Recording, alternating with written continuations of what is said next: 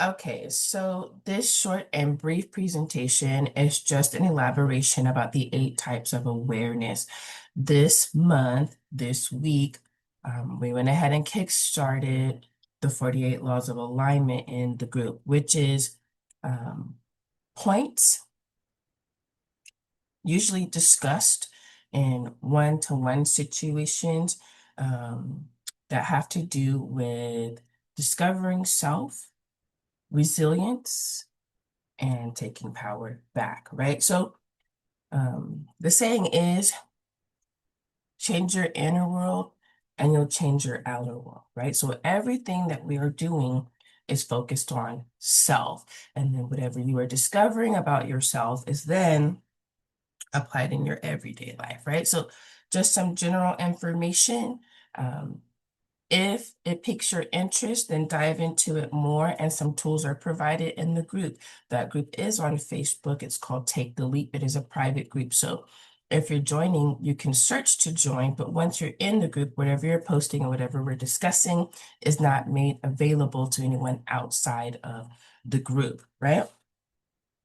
Um, what else?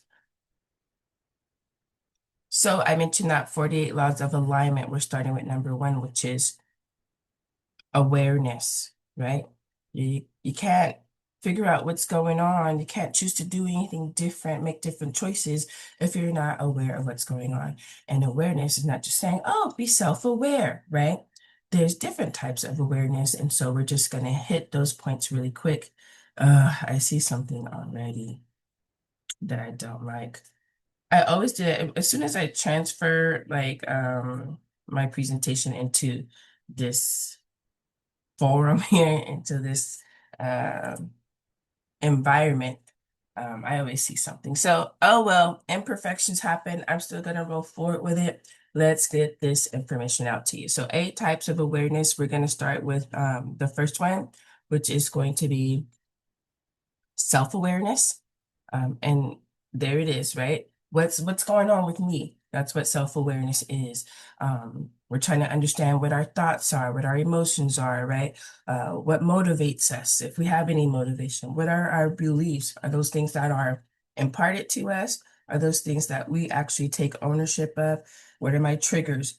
And not just things that get me upset or frustrate me or throw me into discomfort, but what are my happiness triggers too? What things make me feel good, right? What things make me feel good about me, make me feel good about life, make me feel good about accomplishments? What are those triggers? So the questions that we're asking ourselves here is about what am I feeling, right? Noticing that, why I might be reacting a certain way. Forget what, okay, they did that, right? But why do I react that way? Where is that coming from? And then what story am I telling myself about me? Not what my mama told me, not what my daddy told me, not what the people in my family say about me, not what my coworkers said, not what my employer said. Okay. What story am I telling myself about me? Am I telling myself that I'm not lovable? Am I telling myself that I'm not worthy? Am I telling myself that I fall short? Am I telling myself that I must perform service in order to receive love, attention, validation? What story am I telling myself? Number two, situational awareness. So, what's going on around me? Okay. Talking about looking at our environment. What is the context of things going on? Risks and opportunities in our environment. Um, the group dynamics that we may be a part of. So when we are asking questions and exploring situational awareness, we're looking at things like, what am I missing? If I'm missing anything, what is actually happening here, right? If I remove my emotion from this and how I feel about it, what's going on here? If I remove myself from the situation, I evaluate it, and I say, my friend came to me with this, what would I be looking at? What, right? So what factors are influencing these situations? All right. Now, it's also about safety, situational awareness when you're out in public, noticing, what environment you're in, the people that are in your environment. I talk about that type of situational awareness with my daughter. Sometimes when she's walking, she just, Yeah, I'm like, where is your situational awareness? Three, emotional awareness. So we're looking at what emotions are present. A lot of times we may try to avoid those emotions. Maybe the time and the place is not correct in that moment, but it doesn't mean that we have to swallow those, stifle those, and hide them somewhere. This happens a lot in my conversations with males. No, like crying is not safe for them because crying equates weakness, and a man cannot be weak, especially if he has a family that he's supposed to take care of, right? People may lose faith in him because if you're crying, all hell is breaking loose. That means that we don't have a plan. That means that everything's going down. So men feel like if I cry, if I show that frustration and stress, it makes it look like I don't have it together and I'm not going to be able to pull through for my family and keep them protected and safe. And it happens with women too. So I just want to use that example from men because we tend to think that women are the emotional ones and men are not, but everyone experiences emotion. Okay. Men just have to compartmentalize and hide theirs, drink it away, smoke it away, game it away, whatever they're using to replace expressing that emotion, right? So we're paying attention to our emotional states, the shifts in those emotions, and also what our emotional needs are, right? A lot of people feel emotions, but they never identify them because they don't see the benefit in doing that. Some people are very good at identifying their emotions and they cannot escape them. That's what you call drowning in emotion, right?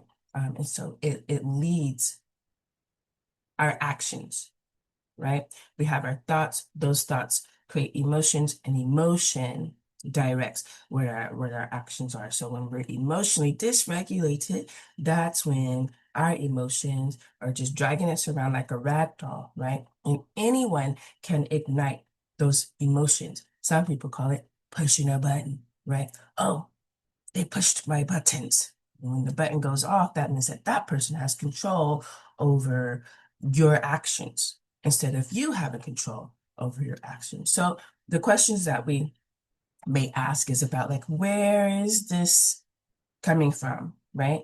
What is it? Is it anger? Is it fear? Is it disappointment? Is it grief? What is it, first of all? Because sometimes we are grieving and it presents as anger. Sometimes we are processing trauma and it presents as anger. Sometimes we are kind and we are nice, right? It presents that way, but really there's disappointment. Really, there's fear. Really, there's hurt. That's what they call walking on eggshells, right? So I'm going to be kind and nice out of fear, out of protection, so I don't get hurt, right? So what is it that I'm experiencing? Name it. And then what is this emotion trying to communicate in this particular situation, in this particular moment? All right. And emotional awareness, when you're going through that process, it can bring up things that you just didn't realize was there before. And so it's very important that if that is the case, and especially if um, you're processing trauma or adverse childhood experiences, that you be working with a professional to help support you along the way because it can get very overwhelming. For relational awareness, what in the world is happening between me and them and me, him and I, me and him, me and her, she and I? What's going on with the people that I engage with in my environment and in my life, in my family? What's going on in this relationship? So we're looking at communication patterns. Um, Sometimes it's about power dynamics. Um, Reciprocity is a big one for me. And also, this is a time when we check our boundaries. Uh, do I have any? Am I enforcing them? And are they violating it? And if they are, what am I going to do about it? That's that whole relational awareness, right? So, the questions we may be asking is, well, how do people respond to me? Because a lot of times the way that we receive responses dictate what we believe about ourselves, okay? And some people aren't to you about that, and they'll give you a false response to help create a false narrative for yourself that creates behavior that is beneficial to them. I can't get into it right now. We're going to keep it quick. But another question we may ask is, what role am I playing in this dynamic, right? Am I the people pleaser? Do I want to continue playing that role, right? And if I do, how can this best work for me? Because I could be bad about it, but if I'm continuing to stay in that role, all right, now I'm accepting that. How can I make this role best work for my values? How will it align with the life I living? Okay. Um, we also might consider whether our engagement with folks or the relationships that we are maintaining, whether those relationships are balanced. And that's a whole different subject matter on its own. All right. So number 5, moving right along, body awareness. Yes, whether you have the bubble guts and what you eat and how it processes, whether you get headaches, like what you put in your body, it really matters. Okay. It can drain you or it can energize you. It can support your health or it can contribute to breaking your health down. So yes, those things, right? But also we want to think about the nervous system activation, um, intuition. Okay. And where you feel tension, where are you storing that up? Sometimes when we're not having an appetite or we're not wanting to eat, that's our body telling us that something's going on. Maybe I'm stressed. Maybe I'm depressed. Like those words are okay here because those things, they do happen. Okay. It's not a death sentence when they do happen. We learn how to manage those stormy weather times. If you're not familiar in the group, I do believe there's still videos posted in there because a lot of things I just moved to, no, there should be videos posted in there because what's available on the site and then what's available in the group is a little bit different. What's on the site is going to be a little bit more in depth, something that you can go through individually on your own. It's a self-paced module, so it has a little bit more detail. And then we touch on the subjects in the group. So it's the inner sailboat. Those things should still be in there. And it's just kind of providing 6 modules to explore these same kinds of things that we're talking about right now. Right. So questions are asking is, where am I holding my stress? How is it affecting me physically? And when I'm in spaces with people, do I feel safe? Does my body feel safe or do I feel like I'm on guard? Right. One of the things I like to talk about with that is when people get butterflies, right? What do the butterflies mean? Do the butterflies mean that you're intrigued by this person? Or is that your intuition, an internal response to flag? Okay, white flag, red flag, or what we call it, green flag, red flag, right? The butterflies for some people is a red flag, right? But because we receive it as, oh, I must, this is it. What do they say? This is my twin flame, right? This is my person. And then all hell breaks loose. Well, that's because that response was giving you the red flag response. We just misread it, right? So, but you have to know that about yourself because it's not going to be the same response for everyone. Again, this is about exploration of self, okay? Not comparison to other selves. We don't care, right? We don't care about that. This is a focus self. 6, pattern awareness. A lot of people, maybe they feel like I don't have intuition, right? I don't have discernment. We talk about that. I talk about that a lot. But a lot can be achieved in recognizing patterns. All right. What keeps repeating? What cycles am I repeating? What habits? And if you don't want to change your habits, then you don't do that, right? But again, it's something that you have to accept. And then you decide what's going to be the most efficient way for me to manage with this habit that I do not want to change, right? Because this habit brings this, or this habit fosters this, cultivates this environment, right? But I don't want to change it, right? Let me see. Oh, I want to smoke the ganja, right? Marijuana, the funny cigarettes. And so Everybody doesn't like that, which means I'm going to be around people who want to smoke the funny cigarettes, right? And so let's say I decide, all right, well, I'm going to quit. If everybody I'm around smokes the funny cigarettes, how likely is it that I will join in when I've decided that I'm not doing that anymore, right? Then you'll find yourself, like you'll find it, um, okay, maybe I just don't even want to be around that anymore. Now I have to find new people, right? Now I got a new habit. Let's say I want to find new people, but I don't want to give up that habit. Then I have to manage the fact that other people may not want to be around that habit. I may have to do it when other people, you'll figure out how to manage the habits that you want to maintain in your life, whether they are building you or tearing you down. That's something that you have to accept ownership of, right? Sometimes we're upset about recurring outcomes. There's that saying, doing the same thing and expecting something different, that's insanity, right? Why would you expect a different outcome if you continue to do the same thing? It should give you the same outcome. So if you don't want that same outcome, now you got to choose different. What is that? A lot of us are afraid to choose different because the path is unknown. So we'll maintain relationships, stay in situations that we deem harmful to us, that break us down day by day.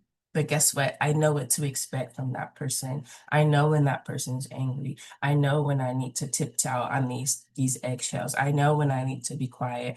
I think I know what it means for them to be around me, right? So this is familiar, even if it is not edifying. Okay. Um, Generational patterns. People talk, it's a hot topic right now about generational curses. Whatever you grew up with, that's what you learn, right? But once you become an adult, you can say, oh, that's how I was raised. It was. And now you can choose different because you're an adult. You don't have to keep doing the things that you were raised to do if it does not suit you, right? You can change it. Who gonna check you, boo? Nobody. Okay. So those are the things that we have to take ownership. Uh, uh, do I want to break out of this cycle? Yes, I do. Do I want to break out of the cycle with this person? No, I don't. I'd love to keep him around. I loves him. What was that? I think that was on Color Purple. I loves Hoppo, right? Okay, Hoppo, toxic. You're gonna stay, you're gonna leave. You're gonna have to love Hoppo from a distance. If you choose to stay and deal with the patterns, right? Then how can you do that most efficiently? Again, ownership. I'm gonna stay together because in my family nobody gets a divorce. That is fine. Nothing's wrong with that at all. There's nothing wrong with that. But guess what you can't do? Well, you can, but in my opinion, you shouldn't be mad at Hoppo. Hoppo's doing what Hoppo does, right? You can't be mad at your grandma and grandpa because they stayed together through all the toxicity. Okay?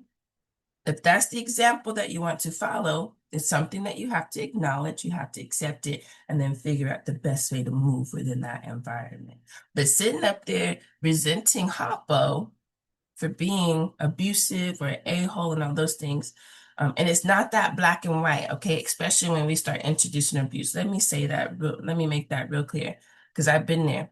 It's not that black and white, right? And there's a lot of statistics around that. I want to say it says 11 times. I can't recall the number, but it's somewhere between 8 and 11 times that an individual will experience extensive abuse before they even think about, is there a possibility of me getting out of here?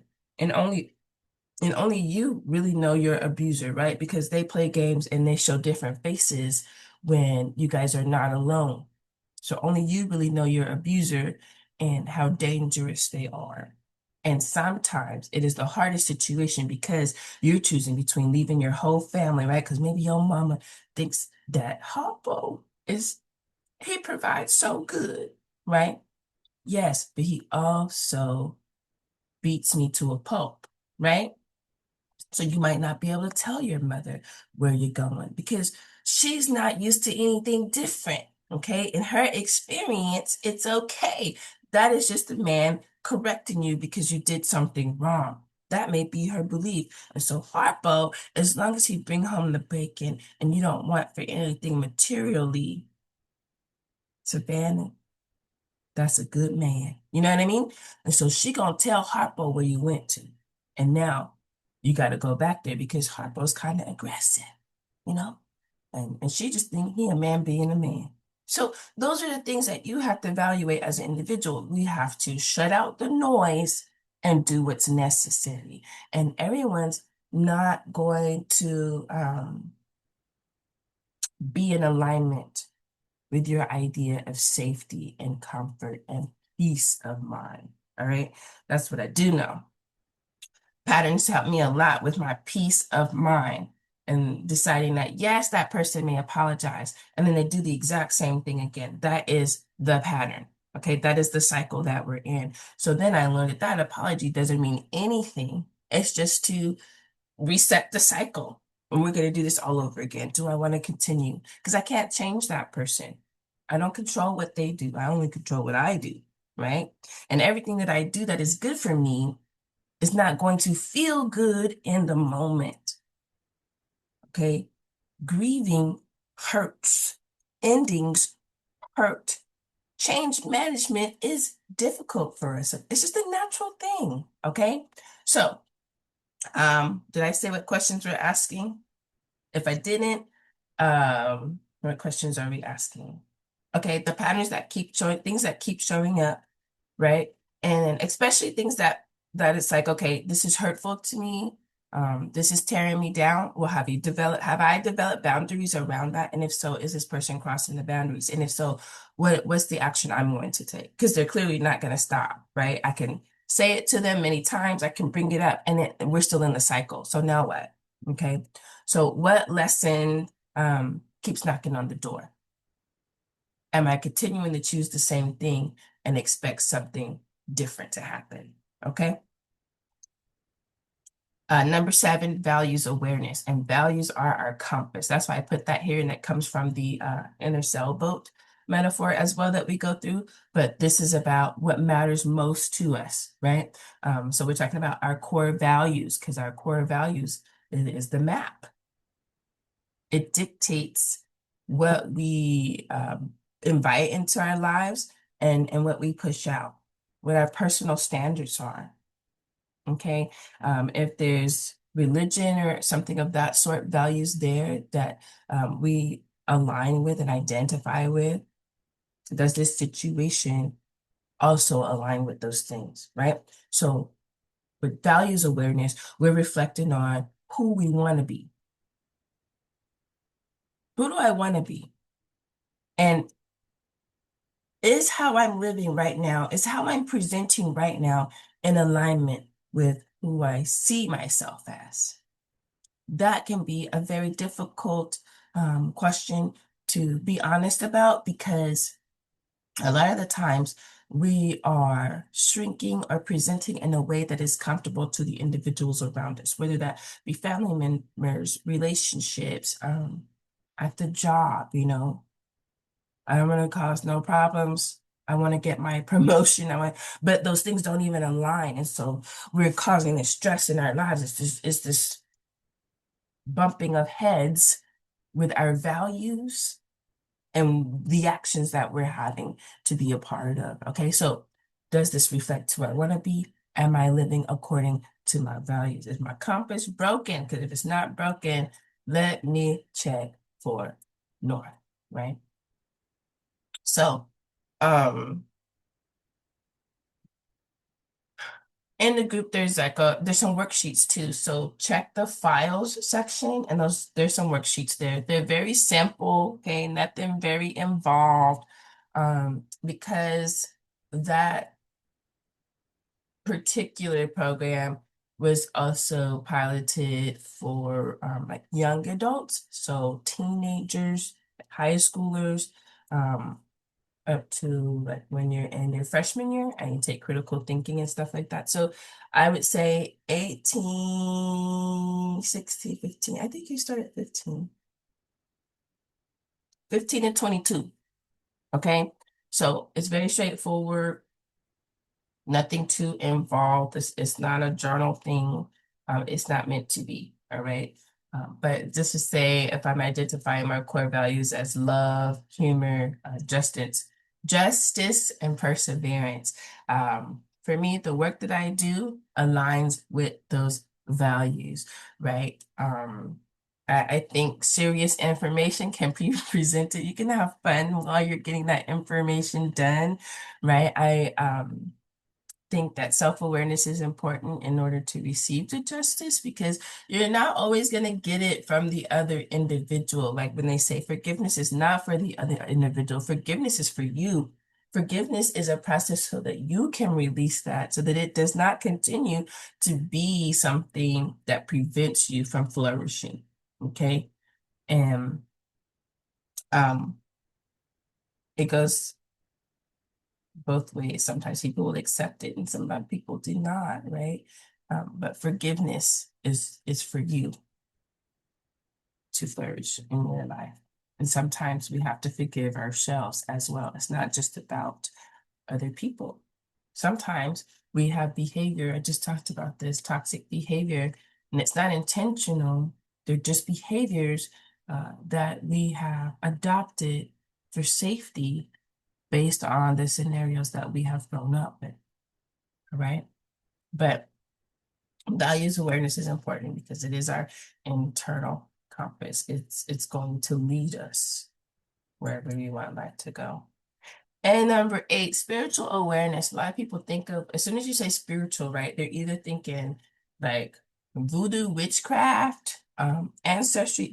They're thinking religious practices. They're thinking ritualistic practices that have to do with entities, principalities, and things of that sort, right? But even if you don't believe in God, spiritual awareness is about a deeper meaning. Where does that deeper meaning emerge from for you, right? So, um, oh, I just saw something else. We're really talking about purpose, meaning, interconnectedness, and personal growth, right? Not communication patterns, power dynamics, and reciprocity. That's what I get from working. So, oh my gosh, I've been working so much. All right, this is a sign for me. But anywho, so when we talk about spiritual awareness, we're talking about purpose, meaning or meaning making, if you ever see that in my work, interconnectedness, um, feeling whole. Do you want to be made whole? That just came to me just because that's ingrained in me, not because it's a religious thing, but um, yeah, feeling like a whole individual. It's about understanding your personal growth, right? Whether you in the church, out of the church, at the hall, out of the hall, what's the other thing called? Temple, no temple, meditation, no meditation, right? That's where you figure all these things out. Okay. Sometimes it's about psychological approaches and things of that sort. Again, me making. All right. So what is life trying to teach me? Those are the questions that we're asking ourselves. What is life trying to teach me? And how is this experience shaping me? And there's nothing in either of those questions that dictate something that connects to religion, right? But um, we don't we don't exclude the fact that those things are part of our life and part of how we define our purpose, right? Where we find meaning. That's one of the things I think people are most afraid of about AI, right? Um, if you are defined by the work that you do, and then that work gets replaced, who are you then? If I am not the doctor, the lawyer, the teacher, the this, right? I don't have those. Who am I outside of that? Because that's not actually who I am, right? That's a whole different thing too. Again, can be explored in the group, but just something to to chew on. So those are the 8 types of awareness, right? You want to get deeper into this week. We're expanding on these 8 types of awareness and exploring ourselves and things of that sort. So definitely pop into the group. Very soon it is actually uploading the whole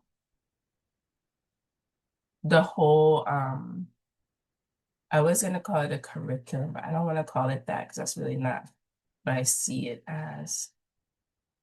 I will say all of the modules, because everything that goes into the site is in module form. So all of the modules will be available much before, much sooner than how we're moving through the information in the group. So if you want, you could pop onto the site or whatever and go through that, but it will be more involved because it's going to have like exercises that you would go through to explore some of these things, um, and a little bit more reading because it's explanation. Again, all the modules on the site are self-paced, so it does require some reading. All right. But it's self-paced. You can do it, whenever you have time. And you can skip around in the modules. That's the nice thing. I'm not interested in this, but I'm interested in this.